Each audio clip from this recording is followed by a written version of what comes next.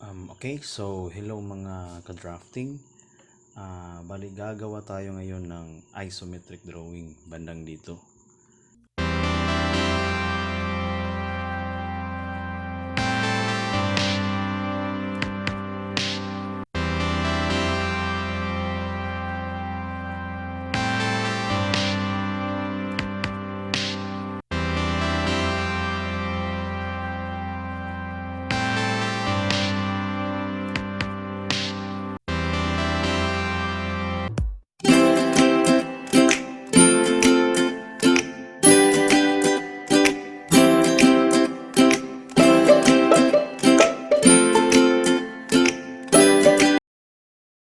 So, meron na tayong ginawang orthographic drawing.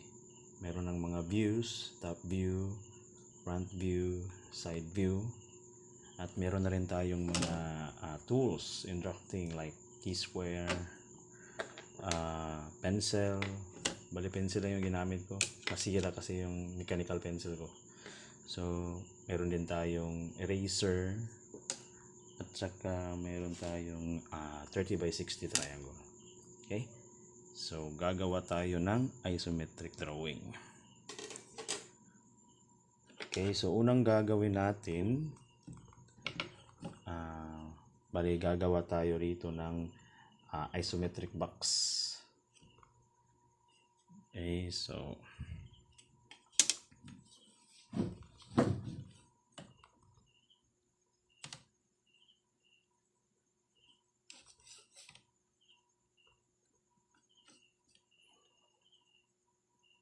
okay.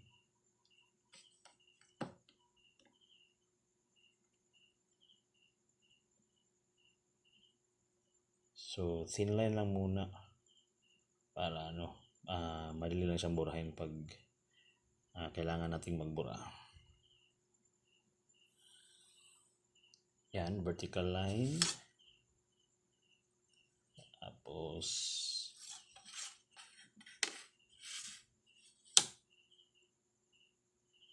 gagawa tayo ng horizontal line.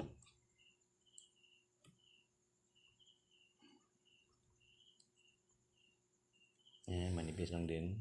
Yan.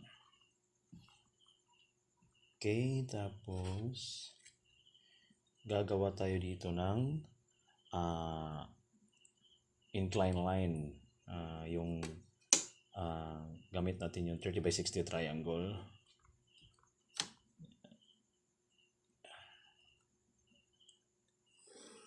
Yan. Tapos sa kabila naman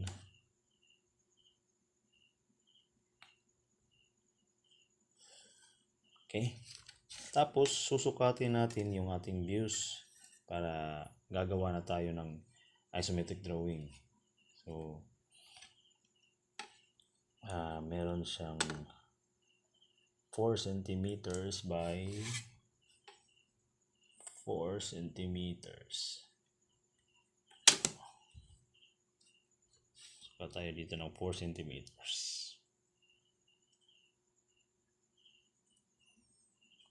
Okay.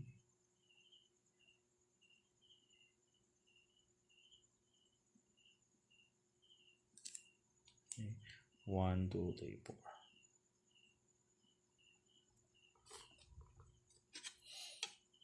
Sa kabila naman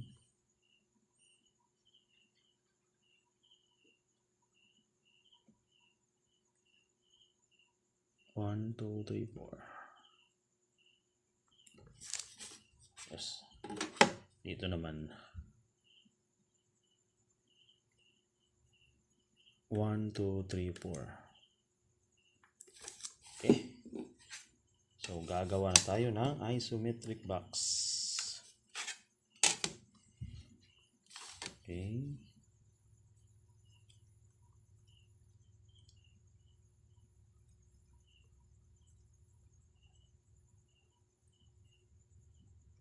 So manipis lang.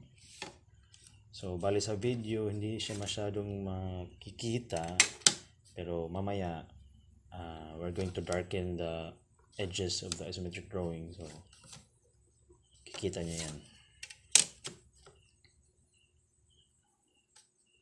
Importante kasi yun na thin line lang para pagbura nyo, hindi siya mahirap burahin, tapos parang malinis ang tignan. Ito.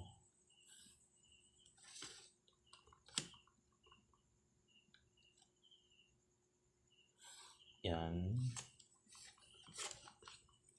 So, madali lang gumawa ng isometric box pag meron kang T-square. So, sa mga drafting students dyan, gumamit kayo ng T-square para mabilis yung trabaho niyo.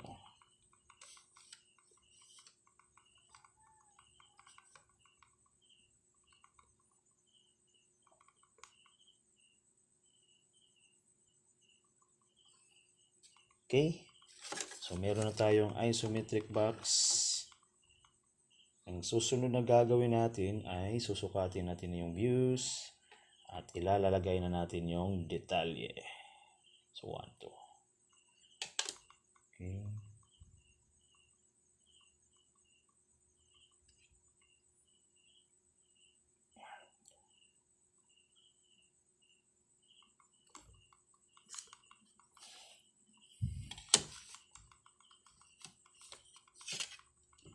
Yes, dito.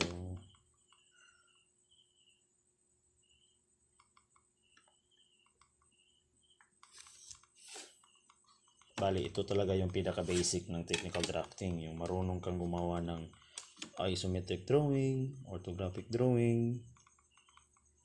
Diyan nagsisimulang lahat. Okay.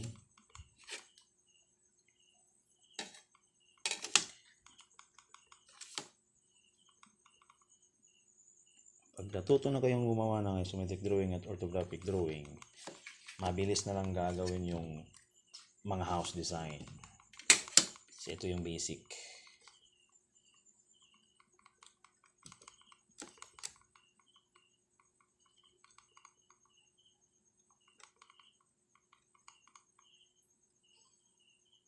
Okay.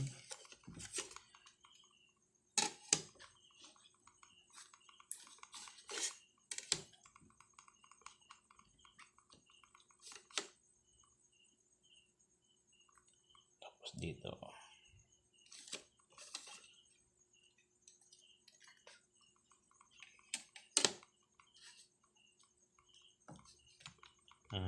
Tsaka, huwag yung kalimutang linisin yung mga technical drafting tools nyo. Para pag gamit nyo, malinis yung drawing paper nyo. Pag hindi nyo nalinis, there's a tendency that marurumihan talaga yung drawing paper nyo. Okay, so ito. Diagonal dito. Yan, ito.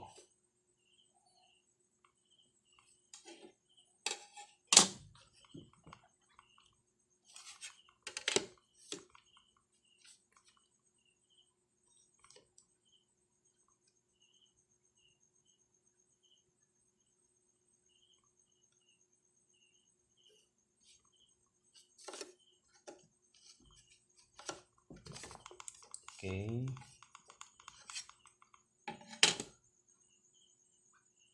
Tapos dito.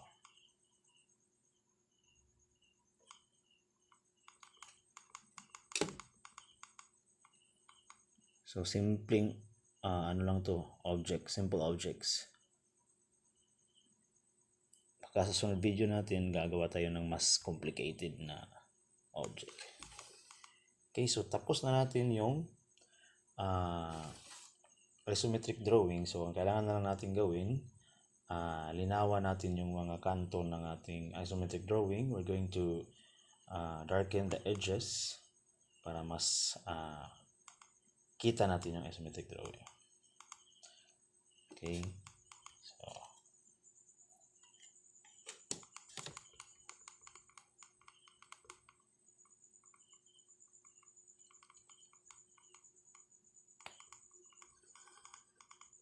yan.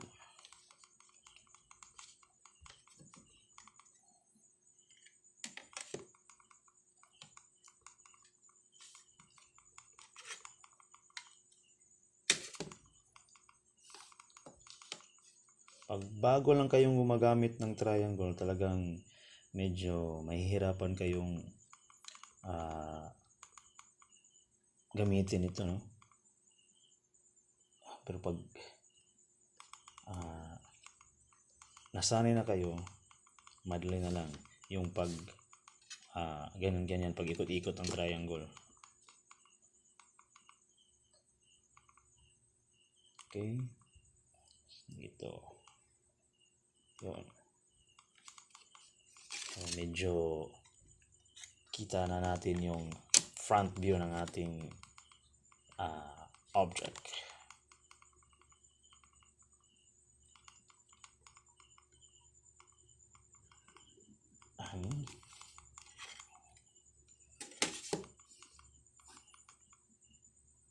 Dito.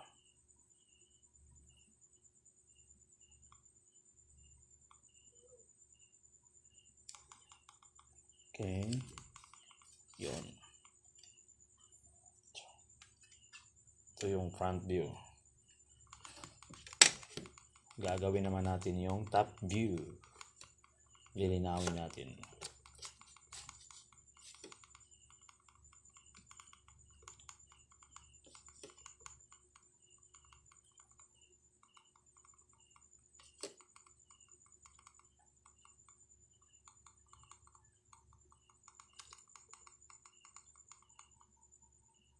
Okay.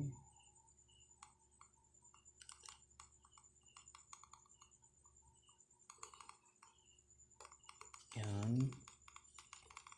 Dito.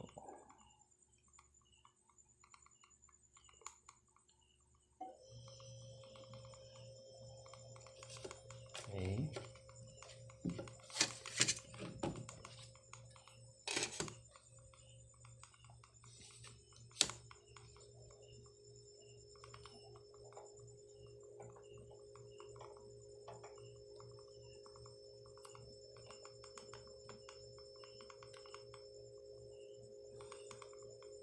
Yan. Tapos dito.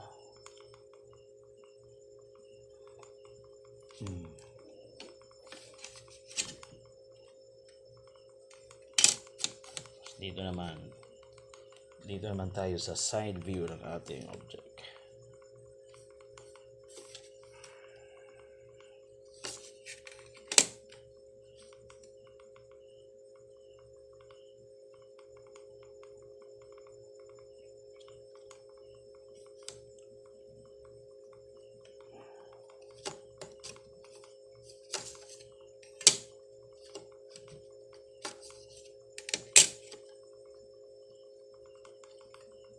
Okay.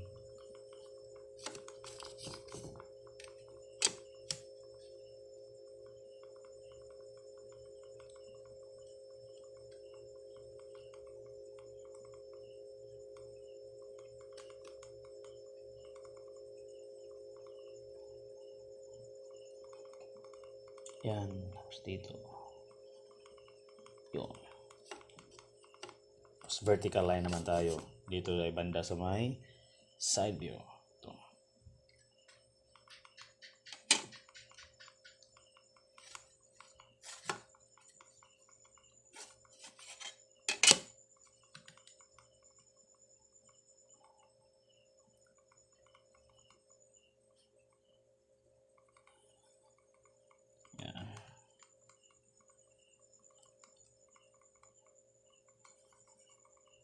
Yan.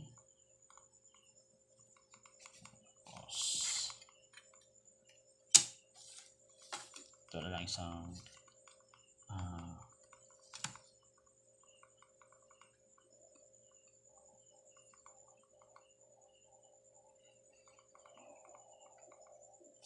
okay.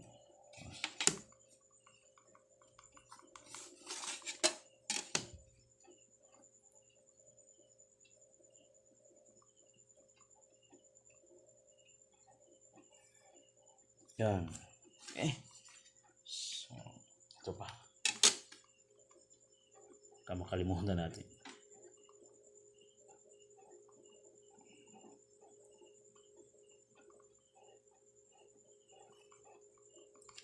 Yan. So, tapos na yung isometric drawing natin. So, di na natin kailangang burahin tong mga construction lines natin para mas maganda siya tignan. Very technical yung dating niya. So, iba naman binubura.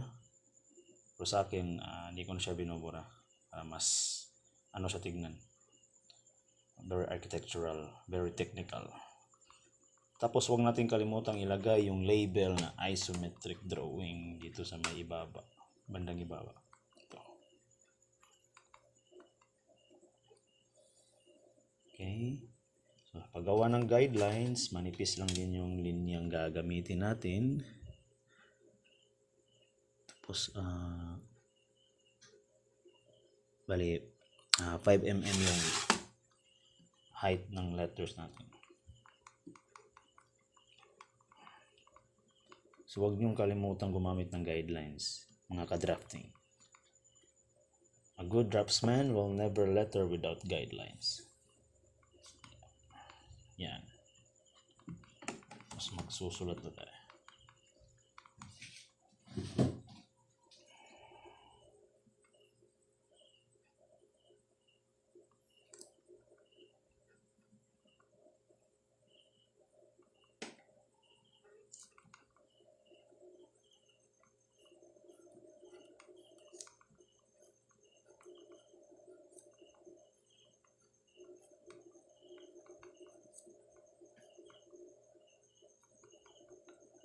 Okay.